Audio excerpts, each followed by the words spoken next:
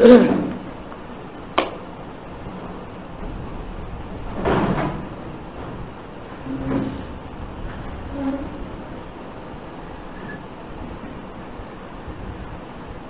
لله والصلاة والسلام على المبعوث رحمة للعالمين وعلى آله وصحبه أجمعين ومن تبعهم بإحسان إلى يوم الدين أما بعد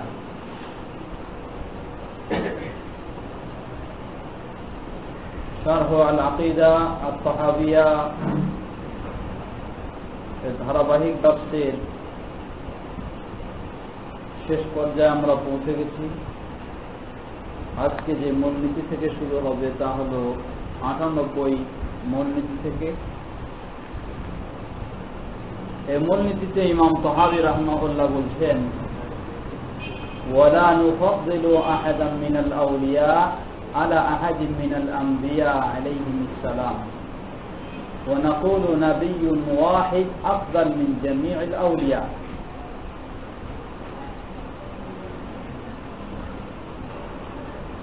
তিনি বলছেন যে নবীদেরকে মূল্যায়ন করতে গিয়ে নবীদের যথাযথ মর্যাদা সম্মান অবশ্যই আমরা প্রদান করব। দেখা গেছে কিছু সংখ্যক মানুষ তারা ওয়ালিদের নিয়ে বাড়াবাড়ি করতে গিয়ে ওয়ালিদেরকে নবীদের চেয়েও মর্যাদাশীল বা সম্মানিত করে ফেলেছে। তো আমরা তা করব না। ওয়ালা নুফাদ্দিলু আহাদান মিনাল আউলিয়া আলা আহাদিন মিনাল আম্বিয়া।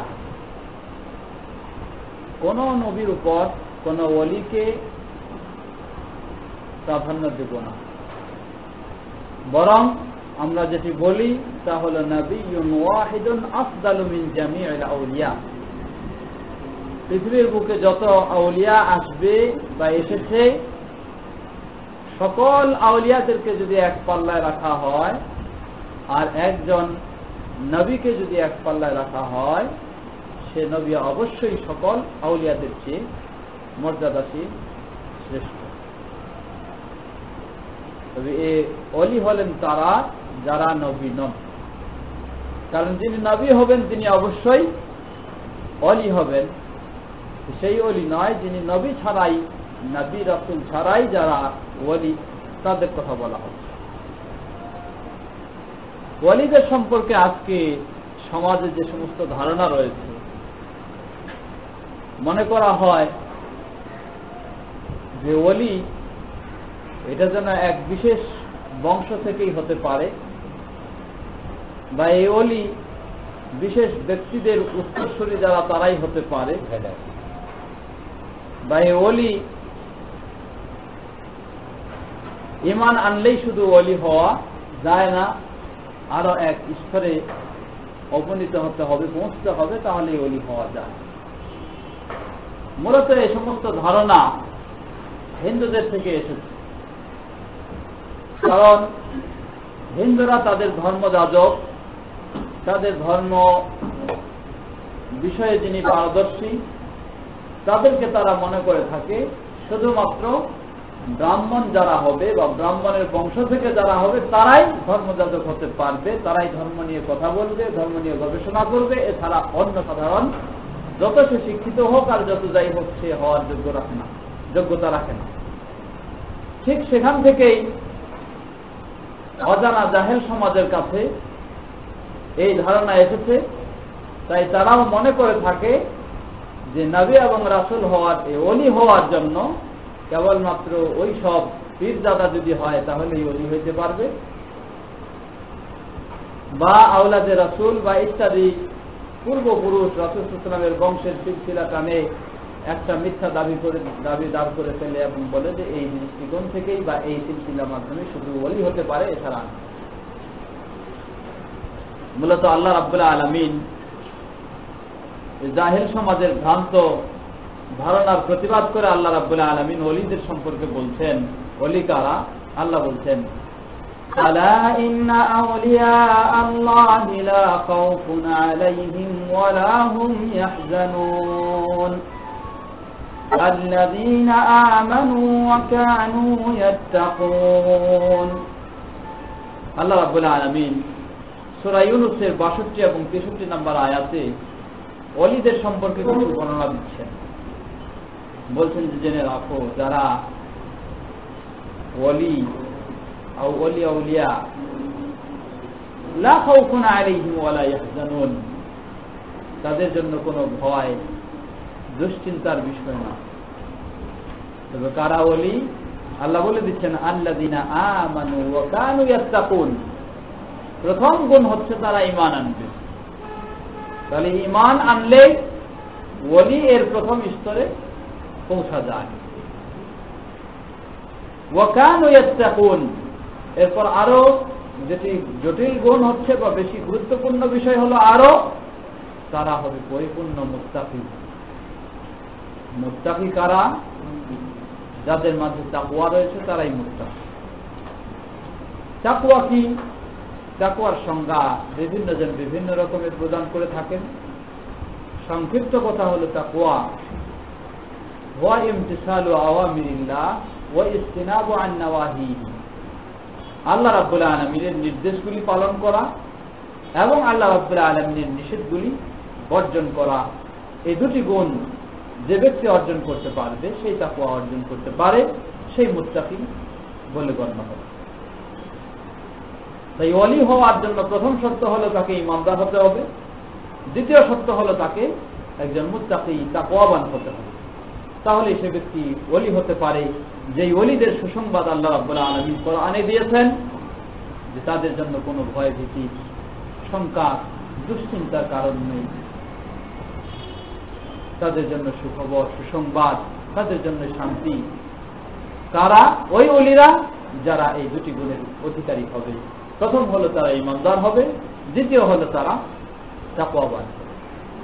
কিন্তু আজকে প্রচলিত সমাজের যে ধ্যান ধারণা, ওলি বলে যাদেরকে শুধু চিহ্নিত করা হয়, তারা দেখা গেছে কোনো এক পর্যায়ে এমন তাদের কেউ কেউ এমন পর্যায়ে পৌঁছে যায় যে তার তাকওয়া গুণ থাকা তো দূরের কথা, ঈমানই নষ্ট হয়ে গেছে, ঈমানই বাতিল হয়ে গেছে।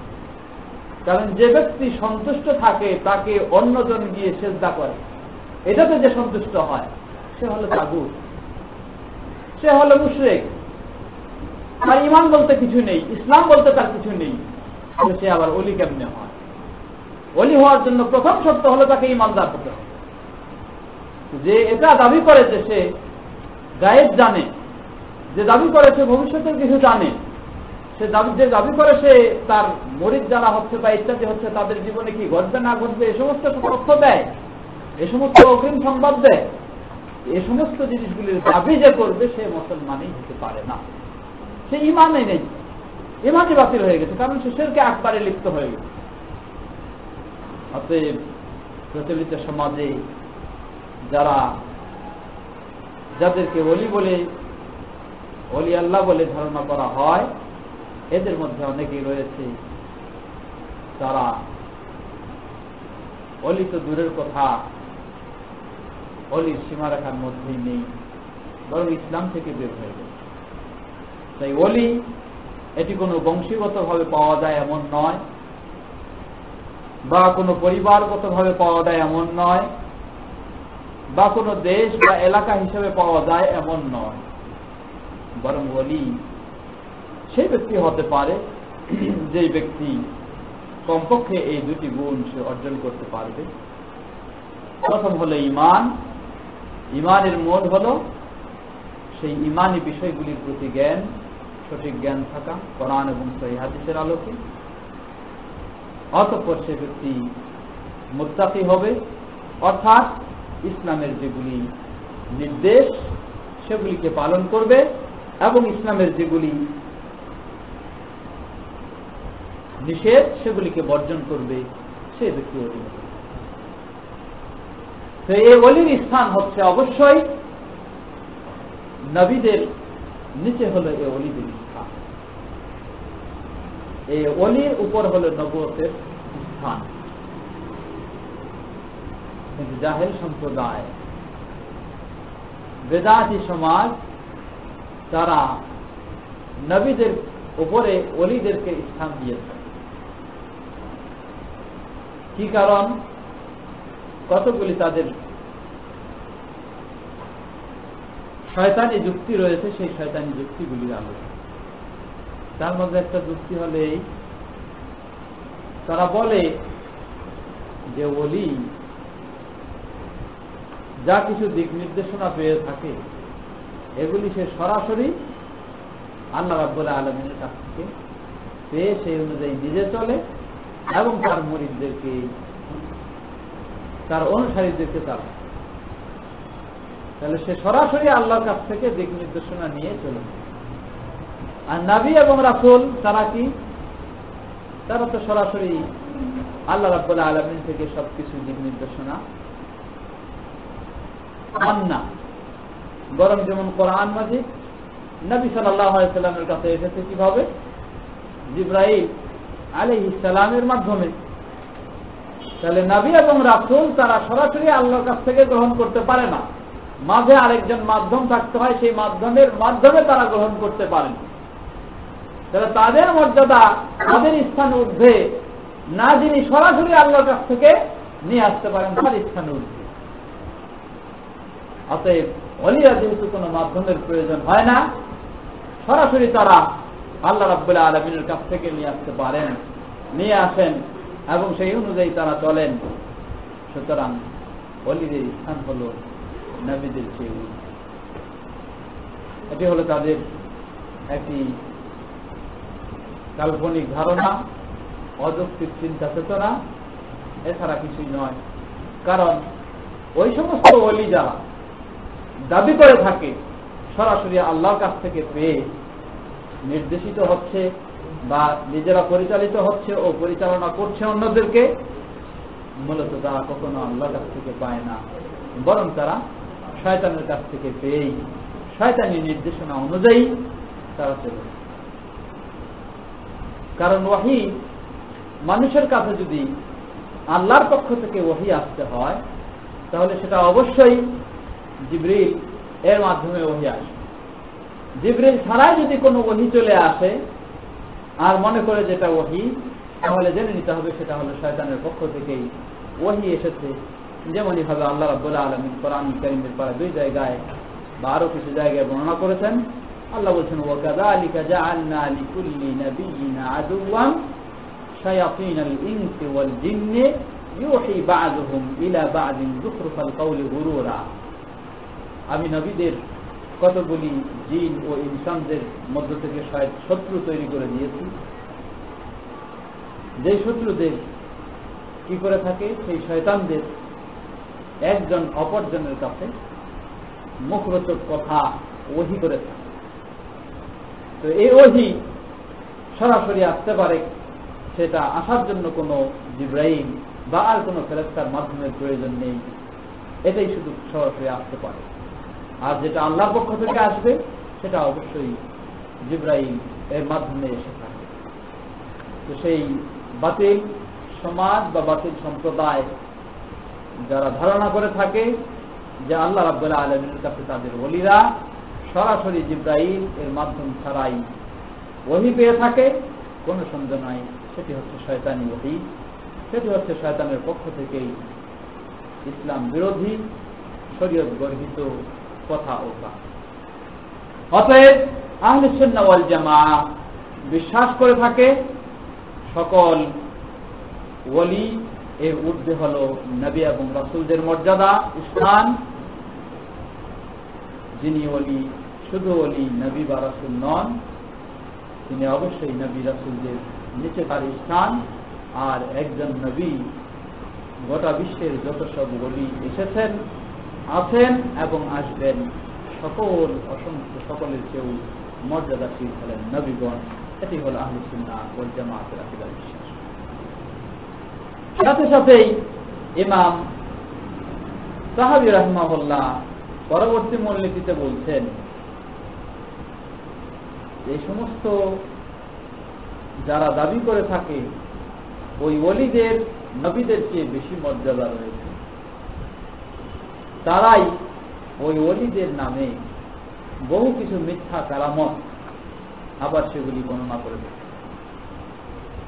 এই জন্য আহলুস সুন্নাহ ওয়াল জামাতের বিশ্বাস হলো ওয়া নুমিনু বিমা জাআ মিন কারামাতিহিম ওয়া সাহহা আনিস সিকাতি মির রিওয়ায়াতিহিম। ওলিদেরকে আমরা হাও প্রতিপন্ন করব না, তাদেরকে আমরা অসম্মান জানাবো না, বরং তাদেরকে আমরা সম্মান জানাবো যারা সত্যিকারী আল্লাহ রাব্বুল আলামিন যে ওলিদের পরিচয় দিয়েছেন যে প্রথম হলো ঈমানদার, দ্বিতীয় হলো মুত্তাকি হবে, এমন ওলি যারা হবে তাদেরকে অবশ্যই আমরা সম্মান করব। এবং ওই সত্যিকার ওলি যারা, তাদের মাধ্যমে যে সমস্ত কারামত প্রকাশ পাবে, এই কারামতগুলিকেও আমরা বিশ্বাস করব, অস্বীকার করব না। তবে শর্ত হলো ওয়াসাহহা আনিস সিকাতি মির রিওয়ায়াতিহিম, তাদের কাছ থেকে যেগুলি বর্ণনা করা হচ্ছে এগুলি বিশুদ্ধ সূত্রে সহিহ সনদে প্রমাণিত হতে হবে, তাহলে আমরা সেগুলিকে বিশ্বাস করব। আর যদি সহিহ সনদে প্রমাণিত না হয় তাহলে সেগুলিকে কখনো আমরা বিশ্বাস করব না। কারামাত দুটি জিনিস, একটি হলো মুআজিজা, আরেকটি হলো কারামাত। মুআজিজা হলো এমন কিছু অলৌকিক বিষয়, ঘটনা, কাজ যেগুলি আল্লাহ রাব্বুল আলামিন কেবলমাত্র নবী ও রাসূলদের মাধ্যমে ঘটায় থাকে।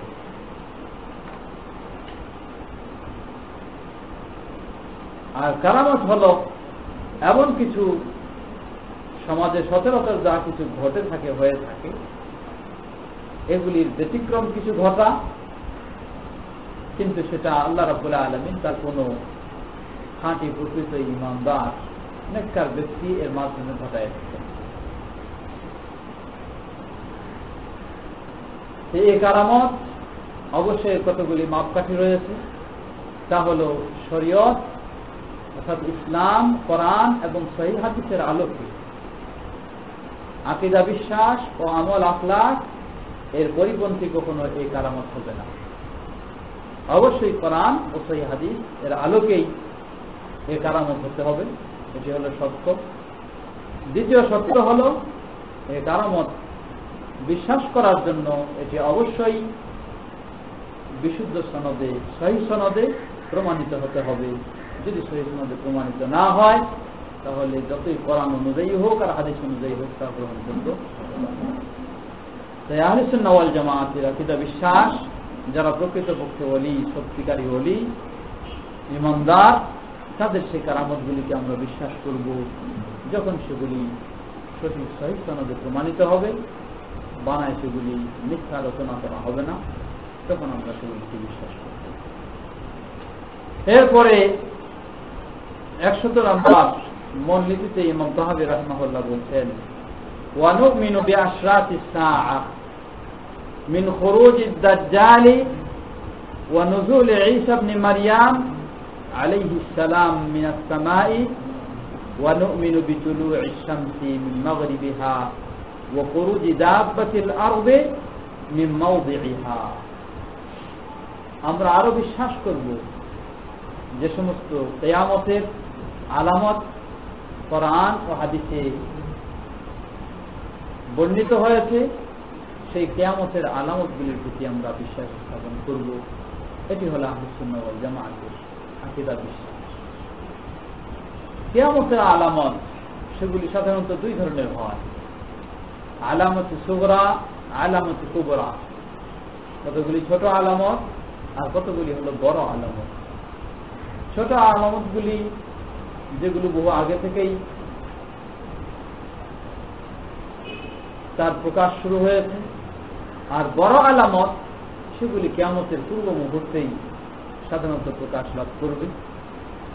ছোট আলামতগুলির মধ্যে একটি উল্লেখযোগ্য হল নবী সাল্লাল্লাহু আলাইহি ওয়াসাল্লাম এর আগমন। নবী মুহাম্মদ সাল্লাল্লাহু আলাইহি ওয়াসাল্লাম তার নবুয়ত পাওয়া, এটাও হলো কিয়ামতের আলামত সমূহের মধ্যে থেকে একটি আলামত। তবে এটি হলো ছোট আলামত এর মধ্যে, কারণ নবী সাল্লাল্লাহু আলাইহি ওয়াসাল্লাম হলেন খাতিমুল আম্বিয়া, তারপরে আর কোন নবী এবং রাসূল আসবেন না। তারপরে কি ঘটবে? কোন নবী এবং রাসূল এর আগমন ছাড়াই কিয়ামত সংঘটিত হবে। কিয়ামত পর্যন্ত একজনই নবী এবং রাসূল, সর্বশেষ নবী রাসূল, তিনি হলেন মুহাম্মদ সাল্লাল্লাহু আলাইহি ওয়াসাল্লাম। তাই ছোট আলামতগুলির মধ্যে এটা একটা আলামত। অন্যভাবে ছোট আলামতগুলির মধ্যে আরো বহু ধরনের রয়েছে, যেমন কোরআন ও হাদিসের জ্ঞানের চর্চা কমে যাওয়া এবং কোরআন ও হাদিস বা ইসলাম সম্পর্কে অজ্ঞতা বেড়ে যাওয়া, এটাও কিয়ামতের একটি আলামত। আজকে মুসলিম সমাজের খবর যদি আমরা নিয়ে দেখি, দেশ সম্পর্কে সে খুব ভালো জানছে, গোটা বিশ্ব সম্পর্কে তার কাছে বহু তথ্য, বহু খবর সে দিতে পারছে, কিন্তু সে একজন মুসলিম, ইসলাম সম্পর্কে তার কিছুই তথ্য জানা নেই, ইসলাম সম্পর্কে তার কিছুই শিক্ষা নেই। এ হলো মুসলিম দেশ। চাই আরবদের মধ্যে থেকে বলেন আর আজমদের মধ্যে থেকে বলেন, এটি হবে।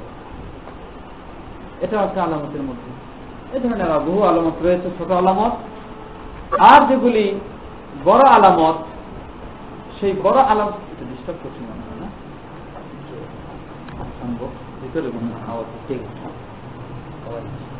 বড় আলামত যেগুলি, সেই বড় আলামতগুলির মধ্যে কয়েকটি এখানে ইমাম সাহাবী রাহমাহুল্লাহ নিয়ে এসেছেন। তিনি বলছেন, ওয়া নুমিনু বিআশরাতিস সাআ, আর আমরা সেই কিয়ামতের আলামতগুলি সম্পর্কে সেগুলির প্রতি ঈমান আনবো। মিন খুরুজিদ দাজ্জাল, সেগুলির মধ্যে উল্লেখযোগ্য হচ্ছে দাজ্জাল এর আবির্ভাব, দাজ্জালের আগমন। ওয়া নুজুল ঈসা ইবনে মারইয়াম আলাইহিস সালাতু ওয়াস সালাম মিনাস সামা, এবং ঈসা আলাইহিস সালাতু ওয়াস সালাম তিনি এখন আসমানে অবস্থান করছেন, সে আসমান থেকে তার অবতরণ হবে। এই অবতরণ হওয়া মানেই হলো কিয়ামত সন্নিকটে এসে গেছে, এটাই। ওয়া নুমিনু বিতুলুইশ শামসি মিন মাগরিবিহা, সূর্যের নিয়ম হলো পূর্ব দিক থেকে উদিত হয়ে থাকে, কিন্তু সূর্য যখন পশ্চিম দিক থেকে উদিত হবে বুঝে নিতে হবে কিয়ামত খুবই কাছে এসে গেছে। এটা একটা কিয়ামতের বড় ধরনের আলামত। বরং তওবা কবুল এর সুযোগ রয়েছে সূর্য পশ্চিম দিক থেকে উদিত হওয়ার পূর্ব পর্যন্ত। সূর্য যেদিন পশ্চিম দিক থেকে উদয় হবে সেদিন থেকে তওবা কবুলের দরজা বন্ধ হবে। ওয়া খুরুজ দাব্বাতিল আরদি মিন মাওদিইহা, আর সেই পৃথিবী থেকে এক বিকট আকৃতির প্রাণী এর আগমন হওয়া, এগুলি হচ্ছে কিয়ামতের আলামতগুলির মধ্যে অন্যতম।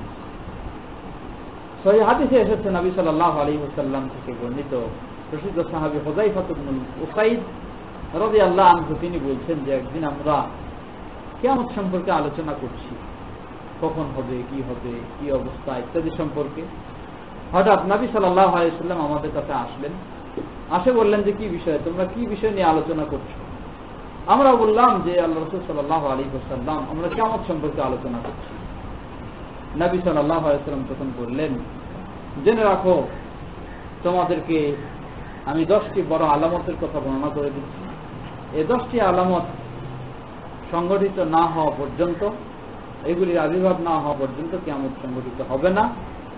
সেগুলি হলো, প্রথম আদ-দুখান, এক বিকট আকৃতির বা বিশালভাবে ধোঁয়া এর আবির্ভাব হওয়া।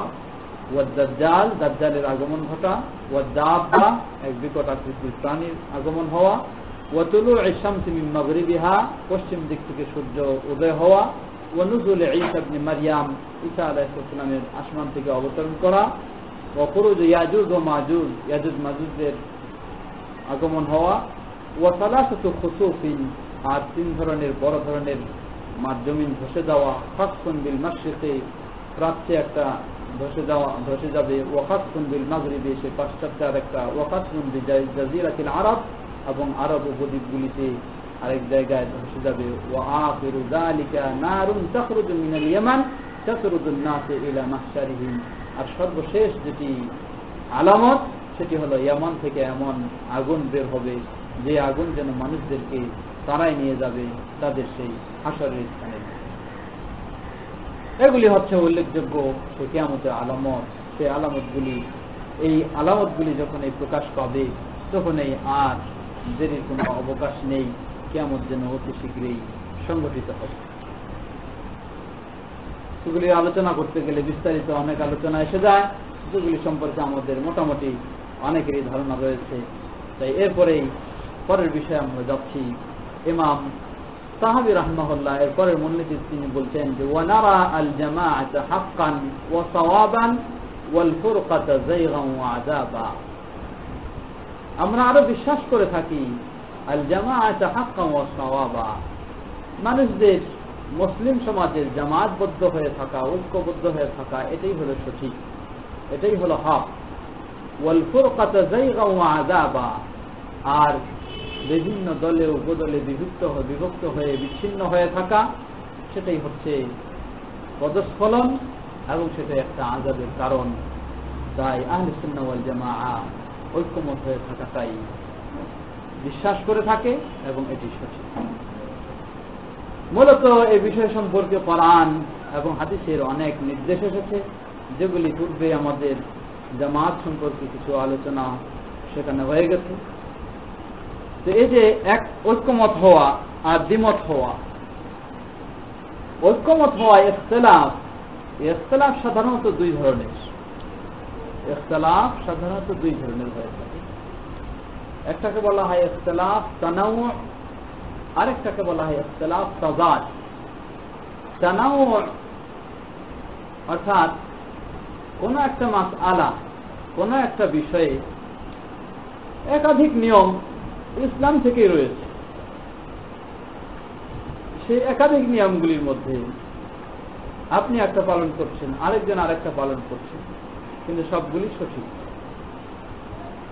এটাকে বলা হয় ইখতিলাফ তানাউ।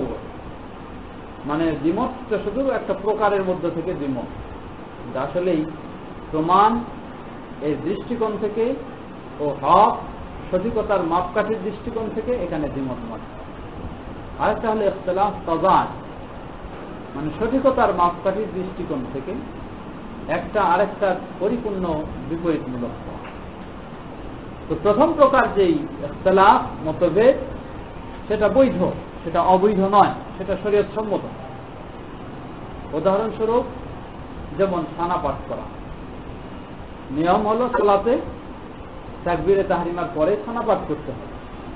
এখন সানা পাঠ করা, একজন পাঠ করছেন আল্লাহুম্মা বা'িদ বাইনি, আরেকজন পাঠ করতেছেন সুবহানাকা, আরেকজন পাঠ করতেছেন ইন্নী ওয়াজ্জাহতু ইত্যাদি সানা পাঠ। তাহলে এখানে নিশ্চয়ই দ্বিমত দেখা দিচ্ছে, এক একজন এক এক রকম করতেছে, কারো মত কারোর মতের সাথে মিল হচ্ছে। কিন্তু এই দ্বিমত হওয়াটা সকলের দ্বিমত হলেও তারা হক থেকে কেউ বাইরে যায়নি, কারণ সকলের কাছেই সঠিক প্রমাণ রয়েছে। সকলেই সঠিক প্রমাণের আলোকে একটা বিষয় ইসলাম একাধিক সেখানে সুযোগ দিয়েছে, সেই সুযোগ অনুযায়ী তারা পালন করতেছে।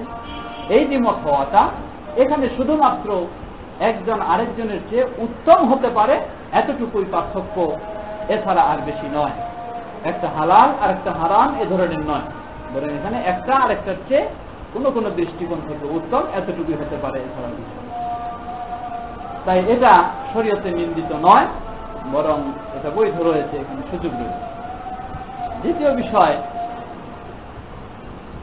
ইখতিলাফ তাযাদ, দ্বিতীয় প্রকার যেটা বিপরীতমূলক মতভেদ। যেটা বিপরীতমূলক মতভেদ, উদাহরণস্বরূপ সালাত শুরু করব, সালাত শুরু করতে গিয়ে আমি বলছি বা একজন আপনি বলতেছেন যে শুরু করার সময় সর্বপ্রথম আল্লাহু আকবার ছাড়া আর কোনো কথা বলার ইসলামে নিয়ম নাই। আরেকজন বলছেন যে না, শুরু করার সময় নায়াতু আন উসাল্লি অমুক অমুক ইত্যাদি এগুলি বলতে হবে, বলে শুরু করতে হবে।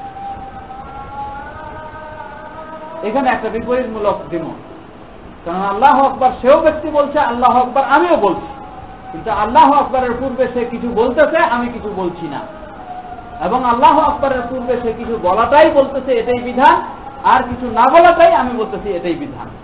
এ হলো পুরাপুরি বিপরীতমূলক দ্বিমত হওয়া, ইখতিলাফ হওয়া। এটার প্রত্যাবর্তন বা শেষ পরিণতি হলো দলিলের দৃষ্টিকোণ থেকে যার কাছে সঠিক দলিল হবে সেই হলো হক, সেই হলো সঠিক, সেটাকেই, যার কাছে সঠিক দলিল নেই তাকে এদিকে ফিরে আসতে হবে, তাহলে সে সঠিক পথে হবে, নচেত সে একজন হক আর একজন বাতিলের উপর রয়েছে।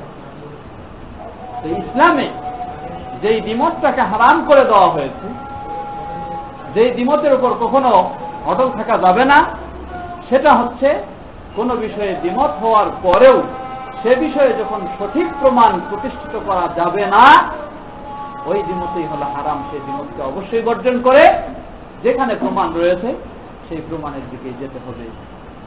তাই ইখতিলাফ, জামাতবদ্ধ হওয়া এর উদ্দেশ্য মূলত এটি যে জামাতবদ্ধ হওয়া মানেই হলো যে কোরআন ও সহিহ হাদিস এর আলোকে হক জিনিস যেটি, সঠিক জিনিস যেটি, সত্য জিনিস যেটি, সেটির এই অনুসরণ। এরপরের মূলনীতিতে ইমাম তাহাবী রাহিমাহুল্লাহ তিনি বলছেন, ওয়া দীনুল্লাহি ফিল আরদি ওয়াস সামাই ওয়াহিদুন ওয়া হুয়া দীনুল ইসলাম। قال الله تعالى إن الدين عند الله الإسلام وقال تعالى ورضيت لكم الإسلام دينا وهو بين الغلو والتقصير وبين التشبيه والتعطيل وبين الجبر والقدر وبين الأمن واليأس ودين الله في الأرض والسماء واحد। তিনি বলছেন যে পৃথিবীতে, সেই ভূমণ্ডলে এবং নভমণ্ডলে, জমিনে ও আকাশে, সকল ক্ষেত্রে আল্লাহর ইবাদত করার জন্য যে বিধিবিধানগুলি মেনে চলতে হয় সেগুলির নামই হলো ইসলাম। সেই বিধিবিধান বা সেই নিয়মটা আকাশে আকাশবাসীদের জন্য যেমন জমিনবাসীদের জন্য ঠিক একই বিষয়ে একটি জিনিস, সেটি হলো, তার নাম হলো ইসলাম। শুধু পার্থক্য রয়েছে পালনের ক্ষেত্রে, কিন্তু প্রকৃতি ও উদ্দেশ্যর দৃষ্টিকোণ থেকে সম্পূর্ণ একটাই, কোনো পার্থক্য নেই। যে পার্থক্য রয়েছে সেটা পালন ও পদ্ধতির দৃষ্টিকোণ, যে উদ্দেশ্য ও প্রকৃতির দৃষ্টিকোণ থেকে আকাশবাসীদের যে দিন, আল্লাহর যে দিন পালন করতে তারা যেটা, জমিনবাসীরা যে দিন আল্লাহর পালন করবে সেটা একই, তার নামই হলো ইসলাম। এ প্রসঙ্গে তিনি দলিল নিয়ে আসছেন, বলছেন যেমন আল্লাহ রাব্বুল আলামিন নিজে ঘোষণা দিচ্ছেন, ইন্নাদ-দীনা ইনদাল্লাহিল ইসলাম। আল্লাহর কাছে তার ইবাদত পালন করার জন্য যে বিধিবিধান, নিয়ম পদ্ধতি মেনে চলতে হবে সেটার নাম হলো ইসলাম। তাই আসমান আকাশবাসী হোক অথবা জমিনবাসী হোক, যে কোনো স্থানের যে কোনো জাতি হোক, সকলের জন্য একটি, সেটি হলো ইসলাম। আল্লাহ আরো বলছেন, ওয়া রাদিতু লাকুমুল ইসলাম দীনা, তাদের জন্য দ্বীনের জীবন বিধান হিসেবে আমি ইসলামকেই মনোনীত করেছি। ঠিক তেমনই ভাবে এটি শুধু উম্মতে মুহাম্মাদের জন্য নয়, বরং উম্মতে মুহাম্মাদের জন্য ও পূর্ববর্তী যত উম্মত রয়েছে সকলের যে সঠিক ধর্ম যেটা ছিল সেটার নাম হলো ইসলাম। কিন্তু সেটা পালনের পদ্ধতিগত দিক থেকে পার্থক্য রয়েছে। আর সকলের সেই ধর্মের মূল উৎস হচ্ছে, মূল বিষয় হল ওয়াহদাহু লা শারীকা লাহু, এক আল্লাহ, তারই ইবাদত করা এবং তার সাথে যাবতীয় অংশী স্থাপন করা। এটি হলো সকল পৃথিবীতে আল্লাহ রাব্বুল আলামিন যুগে যুগে যত নবী এবং রাসূল যে সমস্ত কওম সম্প্রদায়গুলির কাছে প্রেরণ করেছেন, সকলের কাছে এই একই বিষয়, সেটির নামই হলো ইসলাম, যেটি হলো তাওহীদের কথা বলছে এবং সেটি শিরক থেকে বিরত থাকতে বলছে। আর এই তাওহীদ প্রতিষ্ঠার ক্ষেত্রে, তাওহীদ পালনের ক্ষেত্রে এক এক জাতির এক এক তাদের অবস্থা অনুযায়ী আল্লাহ রাব্বুল আলামিন পদ্ধতিগত দিক থেকে বিভিন্ন রকমের হয়তো অনুমতি দিয়েছেন, কিন্তু উদ্দেশ্যগত দিক থেকে এবং প্রকৃতিগত দিক থেকে একটি বিষয়, সেটি হলো ইসলাম। যেমন আমাদের ইসলামে যেমন বলা হচ্ছে, ওয়ালা তামুতুন্না ইল্লা ওয়া আনতুম মুসলিমুন, তোমরা মুসলিম না হয় মৃত্যুবরণ করো না। ঠিক ইয়াকুব আলাইহিস সালাম তিনি তার সন্তানদেরকে যেমনই ভাবে উপদেশ দিচ্ছেন, তিনিও বলছেন যে তোমরা ওয়ালা তামুতুন্না ইল্লা ওয়া আনতুম মুসলিমুন, মুসলিম না হয় তোমরা মৃত্যুবরণ করো। তখনও সেই ইসলাম, এখনো সেই ইসলাম, কিন্তু এই ইসলামকে পালন করা পদ্ধতিগত দিক থেকে তাদের এক এক সম্প্রদায়ের এক এক অবস্থা অনুযায়ী পদ্ধতির পার্থক্য রয়েছে, কিন্তু মূল বিষয়ের কোনো পার্থক্য নয়। এজন্য বলা হয় যে আল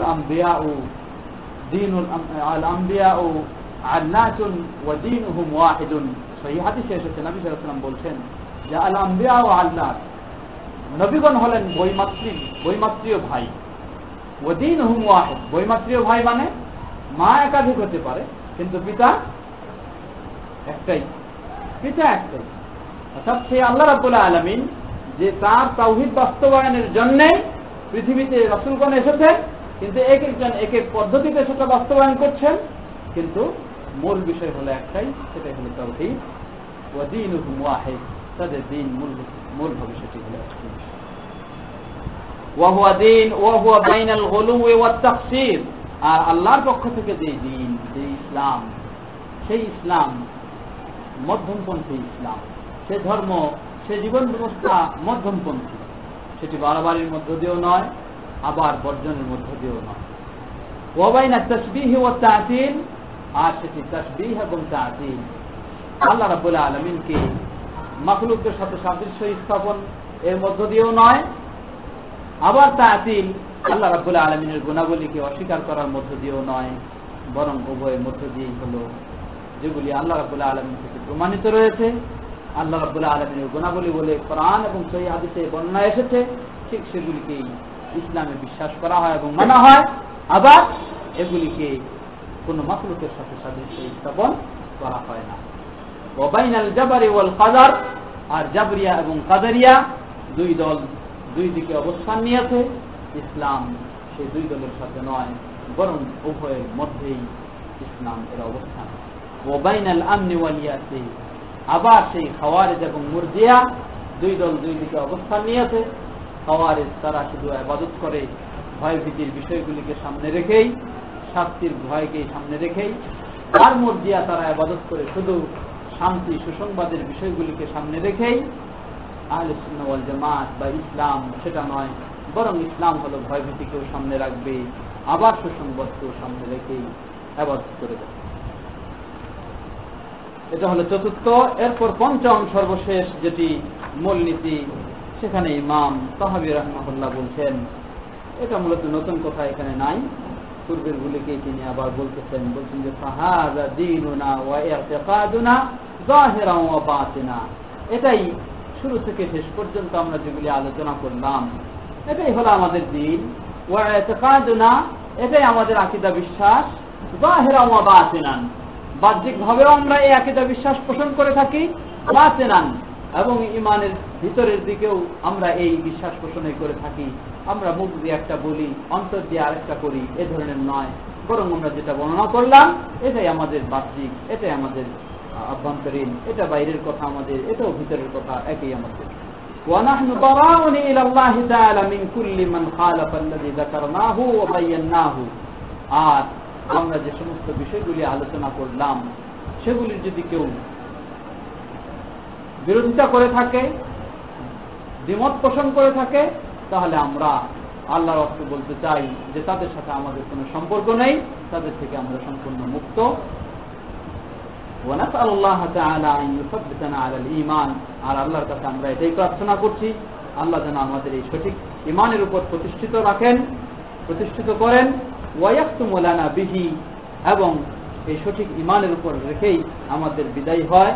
ওয়া ইয়াসিমুনা মিনাল আহওয়াই আল মুখতালিফা ওয়াল আরা আল মুতাফাররিকা ওয়াল মাযাহিব আর রাদিয়া, আর যে সমস্ত বিভিন্ন রকমের চিন্তা চেতনা, বিভিন্ন রকমের ধ্যান ধারণা এবং বিভিন্ন রকমের দল মত মাযহাব, সেগুলি সব কিছু থেকে আল্লাহ যেন আমাদেরকে হেফাজত করে ইসলামের উপরেই প্রতিষ্ঠিত রাখেন, এটাই আমরা আল্লাহর কাছে প্রার্থনা করছি।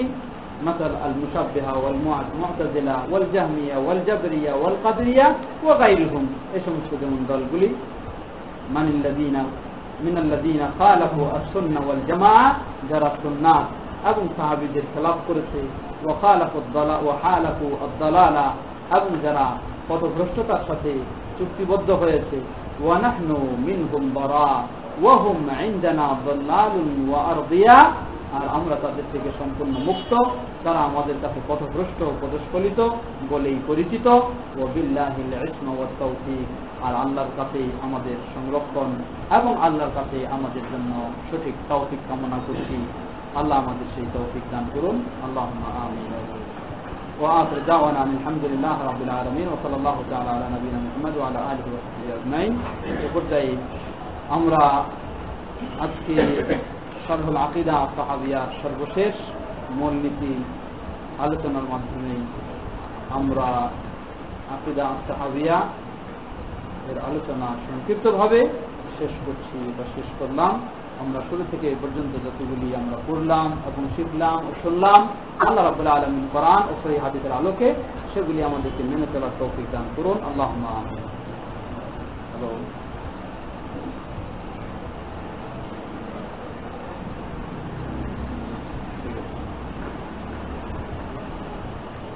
প্রশ্নোত্তরে যাওয়ার আগে এই বিচ্ছিন্ন যে দলগুলা বোনরা একদিন জানতে চাচ্ছিল মুরজিয়া কারে করে, এটা কারে করে, যদি ছোট্ট ছোট্ট এক একটা লাইন করে বলে দিচ্ছেন তাহলে ভালো।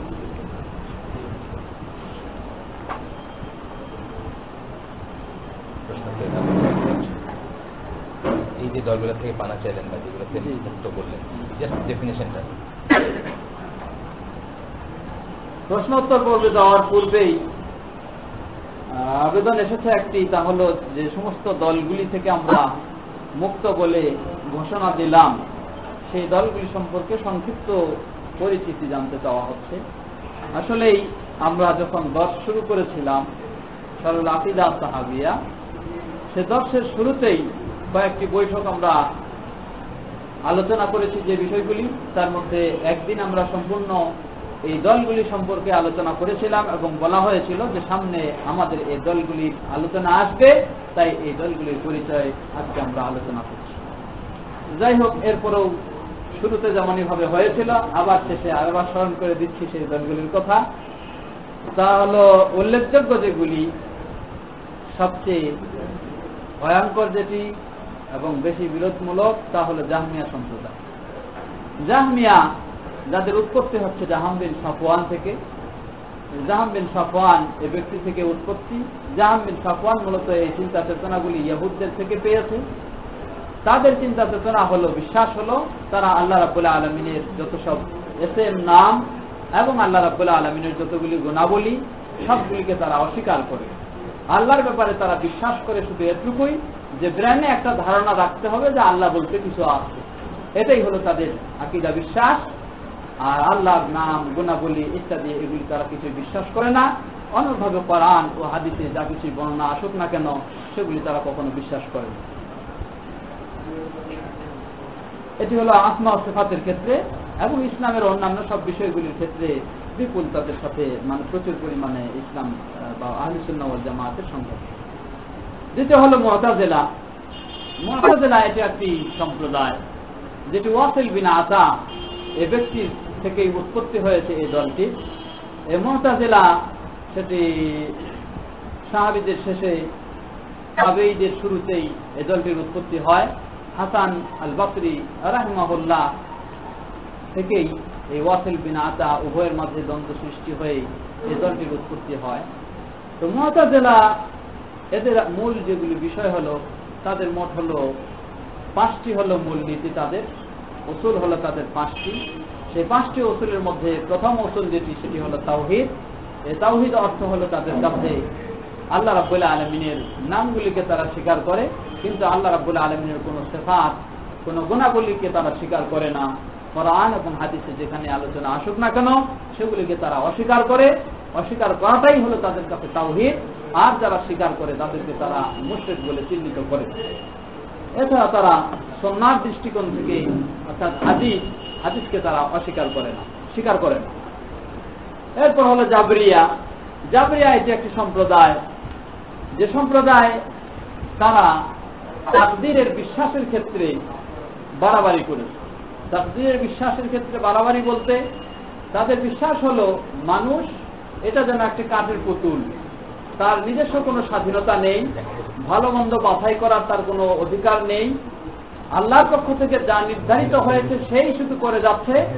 অতএব তার এই ধরনের বিশ্বাস তারা তাকদীরের ক্ষেত্রে করে থাকে এবং মনে করে যে মানুষের এখানে কোনো স্বাধীনতা দেওয়া হয়নি, মানুষের উপর জুলুম করা হয়েছে, যে মানুষকে এভাবে বাধ্য করে আবার মানুষকে যখন শাস্তি দেওয়া হচ্ছে, এই ধরনের তাদের আকীদা বিশ্বাস। কাদেরিয়া হলো আবার জাবরিয়া, যারা এদের বিপরীত হলো কাদেরিয়া। জাবরিয়ারা তাকদীর বিশ্বাস করতে গিয়ে বাড়াবাড়ি করেছে, আর বাড়াবাড়ি মানে সেটাকে বেশি কঠিন করে নিয়ে বাড়াবাড়ি করেছে। আর কাদেরিয়া যারা, তারা এই তাকদীরকে বিশ্বাসের ক্ষেত্রে অস্বীকার করার দিক দিয়ে বাড়াবাড়ি করেছে। তারা তাকদীর বলতে কিছু স্বীকার করে না, তারা বলে যে না, আল্লাহ রাব্বুল আলামিন আমাদের এই সমস্ত কিছু নির্ধারণ করে রাখেননি, আল্লাহ রাব্বুল আলামিন আমাদের নির্ধারণ সম্পর্কে কিছু জানেন না, এবং আল্লাহ রাব্বুল আলামিন মানুষ যে যা ইচ্ছা, যেমন ইচ্ছা তেমন, মানুষ নিজেই কর্তা, নিজেই সবকিছু স্রষ্টা হিসেবে করে যাচ্ছে, আল্লাহ রাব্বুল আলামিনের এখানে কোনো হাত, কোনো অধিকার নেই। এরপর মুশাব্বিহা বলা হয় ওই সম্প্রদায়কে যারা আল্লাহ রাব্বুল আলামিনের সিফাতগুলি, গুণাবলীগুলি বিশ্বাস করতে গিয়ে মাখলুকের সাথে সাদৃশ্য রেখে, তুলনা রেখেই বিশ্বাস করে থাকে। তারা বলে যে আল্লাহ রাব্বুল আলামিনের কোরআনে প্রমাণিত হচ্ছে আল্লাহর হাত রয়েছে, তো আল্লাহর হাত কেমন? আমাদের হাত যেমন, এরকমই হলো আল্লাহর হাত। আল্লাহর চেহারা রয়েছে, আল্লাহর চেহারা কেমন? আমাদের চেহারা যেমন, আল্লাহর চেহারা এরকমই। এই ধরনের মাখলুকের সাথে সাদৃশ্য স্থাপন করে যারা বিশ্বাস করে থাকে তাদেরকে মুশাব্বিহা বলা হয়। এরপর মুআত্তিলা বলা হয় যারা আল্লাহ রাব্বুল আলামিনের এই সমস্ত সিফাতগুলি, গুণাবলীগুলিকে অস্বীকার করে থাকে। অর্থাৎ আল্লাহ রাব্বুল আলামিন কোরআনে তার যে সমস্ত পরিচয় তুলে ধরেছেন, সেই পরিচয়গুলোকে অপব্যাখ্যা করতে গিয়ে এবং আল্লাহকে আরো পবিত্র বলতে গিয়ে তারা আল্লাহর এই সমস্ত সিফাতগুলি, গুণাবলীগুলিকে অস্বীকার করে ফেলে, তাই তাদেরকে মুআত্তিলা বলা হয়। এ ধরনের আরো যেগুলি রয়েছে উল্লেখযোগ্য, যেমন আশায়েরা বলা হয় ইমাম আবুল হাসান আল আশআরী রাহিমাহুল্লাহ। আবুল হাসান আল আশআরী রাহিমাহুল্লাহ তার থেকে যে সমস্ত চিন্তা চেতনা লাভ করেছে এবং সেগুলি যারা অনুসরণ করে তাদেরকে আশায়েরা বলা হয়। আশায়েরা বিশেষ করে আসমা ও সিফাতের ক্ষেত্রে তারা আল্লাহ রাব্বুল আলামিনের যেগুলি সিফাত বর্ণিত রয়েছে, এই সিফাতগুলিকে কোরআন ও হাদিসের দলিলের আলোকে তারা বিশ্বাস করে না, এটা এক নাম্বার। দ্বিতীয় নাম্বার, তারা তাদের আকলের দৃষ্টিকোণ থেকে, যুক্তির আলোকে মাত্র 7টি সিফাতকে বিশ্বাস করে, আর বাকিগুলি সবগুলিকে অবব্যাখ্যা করার মাধ্যমে অস্বীকার করে থাকে। মূলত ইমাম আবুল হাসান আল আশআরী রাহিমাহুল্লাহ তার থেকে এই দলটির উৎপত্তি হলেও পরবর্তীতে তিনি সেই চিন্তা চেতনা বর্জন করে কোরআন ও সহিহ হাদিসের আলোকেই তার আকীদা বিশ্বাসকে সংশোধন করে নেন এবং সঠিক পথের দিকে ফিরে আসেন, যেটি প্রমাণ করছে তার সর্বশেষ লেখা গ্রন্থ আল ইবানা ফি উসুলিদ দিয়ানা, সেটি প্রমাণ করছে যে তিনি সেই সমস্ত চিন্তা চেতনা বর্জন করে আহলুস সুন্নাহ ওয়াল জামাআতের আকীদা বিশ্বাস অনুযায়ী সঠিক পন্থায় ফিরে এসেছেন। এরপরে আরো যেগুলি দল রয়েছে, যেমন মাতুরিদিয়া আজকে হানাফি মাযহাবের বড় প্রতিষ্ঠান ভারতীয় উপমহাদেশে, সেটি হলো হাটহাজারী, সেটা হলো দেওবন্দ। সেই দেওবন্দ তারই অনুকরণ হলো বা নমুনা হলো বাংলাদেশে হাটহাজারী, চট্টগ্রামে। তাদের এই সমস্ত প্রতিষ্ঠানগুলিতে শিক্ষা দেওয়া হয় এবং তারা দাবি করে, তারা বলে যে নাহনু ফিল ফিকহি হানাফি ওয়া ফিল আকীদাতি মাতুরিদি, আমরা ফিকহি দৃষ্টিকোণ থেকে, মাসাইলের দৃষ্টিকোণ থেকে হানাফি মাযহাব, আর আকীদার দৃষ্টিকোণ থেকে আমরা মাতুরিদি মাযহাব। তো হানাফিদেরকে আসলে দুঃখের বিষয়, যারা আজকে হানাফি বলে দাবি করে তারা নিজেরা স্বীকার করতেছে এটা যে আমরা হানাফি ঠিকই, সেটা হলো মাসআলা মাসাইলের ক্ষেত্রে হানাফি, কিন্তু আকীদা গ্রহণের ক্ষেত্রে আমরা হানাফি না, আকীদা গ্রহণের ক্ষেত্রে আমরা মাতুরিদি। মাতুরিদি হলেন ইমাম আবু মানসুর আল মাতুরিদি। তিনি 330 হিজরিতে ইন্তেকাল করেন খোরাসানে। সেই আবু মানসুর আল মাতুরিদি, তার কাছ থেকে যে আকীদা বিশ্বাস সরাসরি হয়েছে, সেগুলিতে যারা বিশ্বাসী তাদেরকে মাতুরিদি বলা হয়। আর বিশ্বাস মূলত আশায়েরা এবং মাতুরিদিয়া দুটি পাড়ায় কাছাকাছি। আশায়েরা যেমনি ভাবে কোরআন ও হাদিসের আলোকে আল্লাহর সিফাতগুলিকে গ্রহণ করে না, ঠিক মাতুরিদিয়া তারাও তেমনি ভাবে কোরআন ও হাদিসের দলিলের আলোকে আল্লাহর সিফাতগুলিকে গ্রহণ করে না, বরং তারা আশায়েরার চেয়ে আরেকটু বেশি, মোট 8টি সিফাতকে তারা যুক্তির আলোকে গ্রহণ করতে চায়।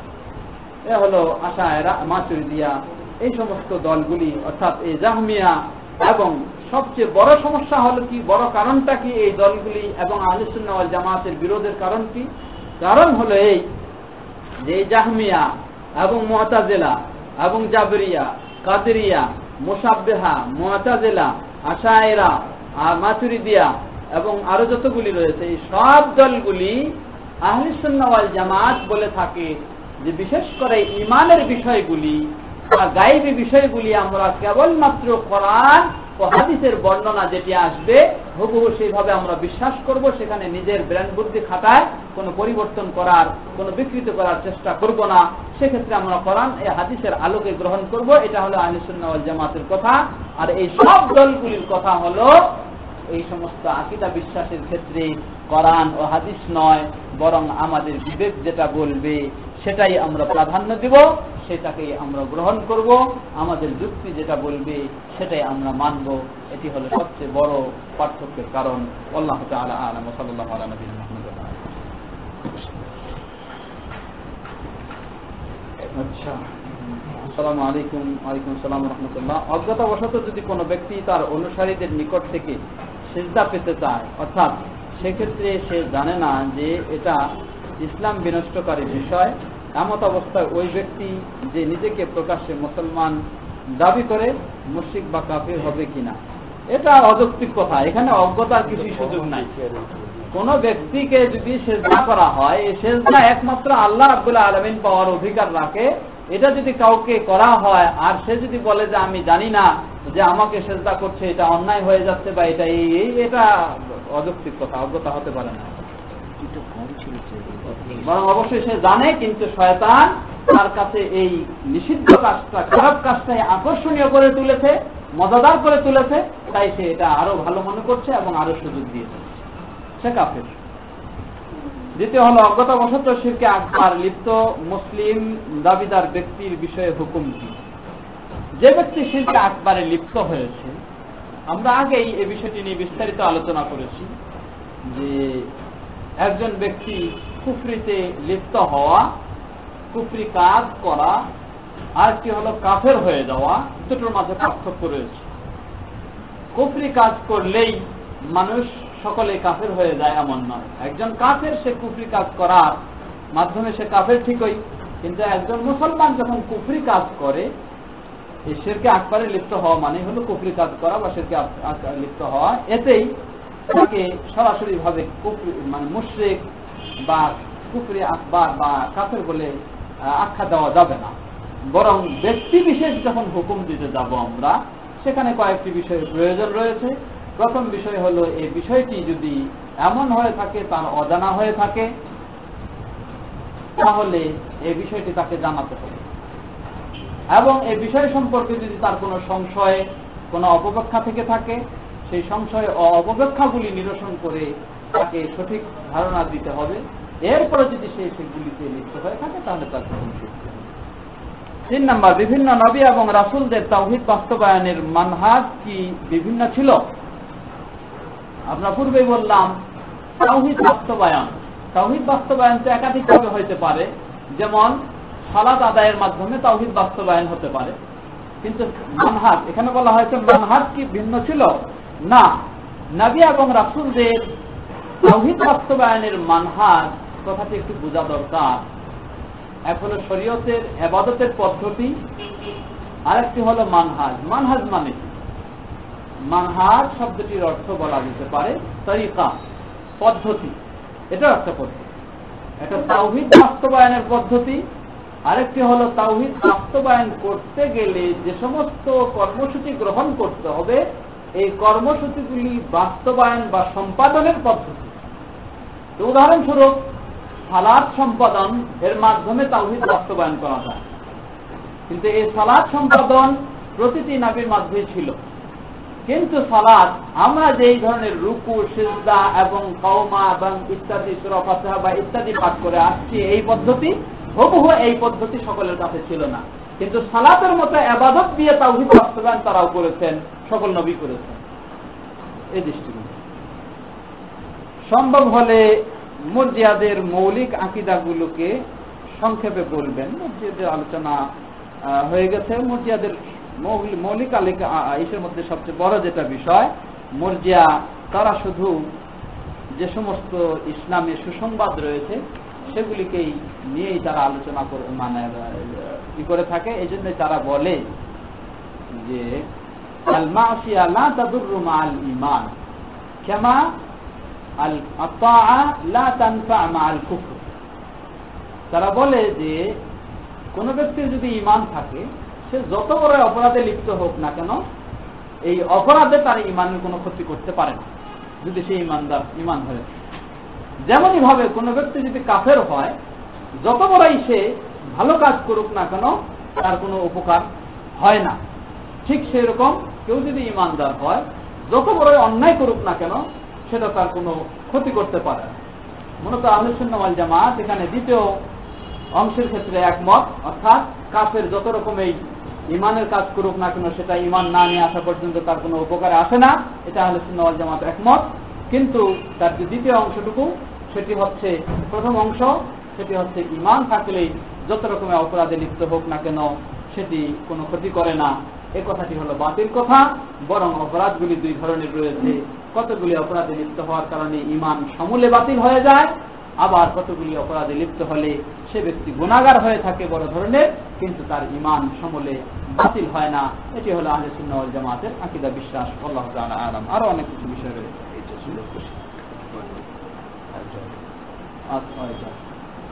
প্রশ্ন হলো, ভণ্ড পীর ওলিদের মুরিদদের সংখ্যাধিক্য দেখে অনেকে বলে যে ওসব পীর ওলিরা সত্য পথে আছে, মিথ্যা পথে থাকলে এত লোক তাদের কাছে যেত না। এ ধরনের ধারণাকে সঠিকভাবে কিভাবে ভাঙানো যায়? উত্তরটা কি হবে? বাস্তব কথা, এটা অনেক মানুষও অজ্ঞতাবশত বলে থাকে। মূলত আমরা বলবো যে আসলে ইসলামের যেটা বিষয় তা হলো সত্যের মাপকাঠির সংখ্যাগরিষ্ঠতা নয়। এটা হলো ইসলামের মূল বিষয়। সত্যের মাপকাঠি সংখ্যাগরিষ্ঠতা কখনোই নয়, বরং ইসলামের সত্যের মাপকাঠি হলো কোরআন এবং সহিহ হাদিস। কোরআন এবং সহিহ হাদিস যদি একজনের কাছে থাকে সেটাই সত্য, আর যদি সহস্র জনের কাছে কোরআন এবং সহিহ হাদিস না থাকে সেটাই বাতিল, সেটাই মিথ্যা। এ প্রসঙ্গে কোরআন এবং কোরআনে অসংখ্য আয়াত এসেছে, যে আয়াতগুলির মধ্যে বলা হয়েছে যে হকপন্থী বা সঠিক পথের অনুসারী বা ভালো মানুষ এদের সংখ্যাই হলো খুব কম, আর খারাপ যারা তাদের সংখ্যাই হলো বেশি। এটা হলো কোরআনের দৃষ্টিকোণ থেকে, আমরা হাদিসের দৃষ্টিকোণ থেকে বলতে পারি। হাদিসে স্পষ্টভাবে নবী সাল্লাল্লাহু আলাইহি ওয়াসাল্লাম বলে দিয়েছেন যে উম্মাত ৭৩ দলে বিভক্ত হবে। ৭৩ দলের মধ্যে নিখুঁত নির্ভেজাল সঠিক পথের বা হেদায়েতপ্রাপ্ত মুক্তিপ্রাপ্ত হলে একটি মাত্র দল, আর ৭২টি অন্যদিকের দল। সুতরাং বেশি সংখ্যকই খারাপের দল আর কম সংখ্যকই হলো ভালোর দল। এটি হাদিসে প্রমাণ করছে। বাস্তব অবস্থাও যদি আমরা লক্ষ্য করে দেখি, আজকে পৃথিবীতে কোন জাতির বা কোন দলটির সবচেয়ে সংখ্যা বেশি? খ্রিস্টানদের সবচেয়ে বেশি সংখ্যা না নাকি? কি বলেন? খ্রিস্টানদের সংখ্যা সবচেয়ে বেশি পৃথিবীতে মুসলমানদের তুলনায়। তো খ্রিস্টানদের সংখ্যা যদি সবচেয়ে বেশি, সংখ্যাগরিষ্ঠতা যদি সঠিকতা হয়ে থাকে, তাহলে খ্রিস্টানরাই সঠিক হবে, আপনারা মুসলমান সঠিক হবেন না। এই কথা কখনো নয়, বরং মুসলমান বলি আমরা মুসলমানে সঠিক। অতএব সংখ্যাগরিষ্ঠতা সত্যের মাপকাঠি নয়। অনুরূপভাবে আমাদের দেশটিকে নিয়েও যদি চিন্তা করে দেখা যায় যে যারা আজকে মুসলমান হিসেবে দাবি করতেছে, কতজন আজকে উদাহরণস্বরূপ বলা যেতে পারে যে এই মুসলমানদের মধ্যে কতজন সুদী কারবারে লিপ্ত, সুদ খাচ্ছে, সুদ দিচ্ছে, সুদ নিচ্ছে, আর কতজন এই সুদ থেকে মুক্ত থাকার চেষ্টা করছে?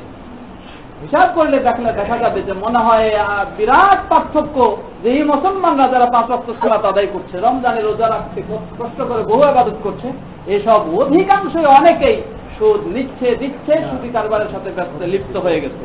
খুব কম সংখ্যকই শুধু এটা থেকে মুক্ত থাকতে পেরেছে বা থাকার চেষ্টা করছে। তাহলে যদি বেশি সংখ্যকই সত্যের মাপকাঠি হয়, তাহলে এই সব যারা সুদের সাথে জড়িত তারাই ঠিক করতেছে, আর যারা কম তারাই ভুল, তা নয়। বরং সব দিক থেকে কোরআনের কথা, হাদিসের কথা, বাস্তব কথা, তা হলো হকপন্থী সঠিক যেটা, সেটার সংখ্যাই হলো কম, আর ভুল যেটা, দুর্বল যেটা বা ত্রুটি যেটা, সেটার এই সংখ্যা হলো বেশি। সুতরাং পীরদের সংখ্যা যতটুকু রয়েছে এর চেয়ে আরো 10 গুণ যদি বেড়ে যায়, তবু তারা বাতিল, তবু তারা খারাপ। আল্লাহু তাআলা আ'লাম। সাল্লাল্লাহু তাআলা আলা নবিনা মুহাম্মদ ওয়া আলা আলিহি ওয়া সাহবিহি আজমাইন। এই পর্যায়ে আজকে আমরা শেষ করছি। আসসালামু আলাইকুম।